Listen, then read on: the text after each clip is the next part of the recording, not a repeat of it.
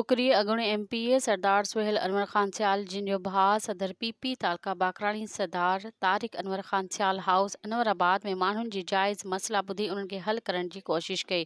सरदार तारिक अनवर ख़ान सियाल जिन PS 13 UC पुराणाबाद में मुमताज़ अली बुर्ड़ो हटड़ी ग़ुलाम शाह ऐं सैयद ग़ुलाम शाह सैयद अहमद शाह सैयद हयात अली शाह सैयद ग़ुलाम शबीर शाह जिन जे तरफ़ां ॾिनल चाह पार्टी में शिरकत कई। इन मौक़े ते गुलनि जी वर्खा सां इस्तक़बाल कयो वियो।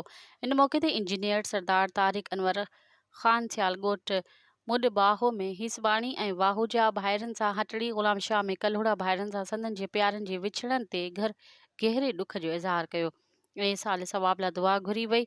इंजीनियर सरदार तारिक अनवर ख़ान सियाल ॻोठ पुराणाबाद में नदीम ख़ान उन्नड़ सां इयादत कई। संदसि गॾु सैयद रियाज़ हुसैन शाह साहिब UC पुराणाबाद जे चेयरमैन मोहतरम जनाब नज़ीर हुसैन जतोई साहिब, वाइस चेयरमैन सबकतुल्ला जतोई, ज़िले काउंसिल मेंबर वडेरो सलामत ख़ान उन्नड़, नज़ीर अहमद कुरैशी, हाफ़िज़ नियाज़ हुसैन जतोई मौजूद हुआ। मज़ीद ख़बरनि ऐं तफ़सीलात लाइ विज़िट कयो असांजी वेबसाइट www.awamiNewsHD.com ऐं ॾिसंदा रहो अवामी न्यूज़ HD।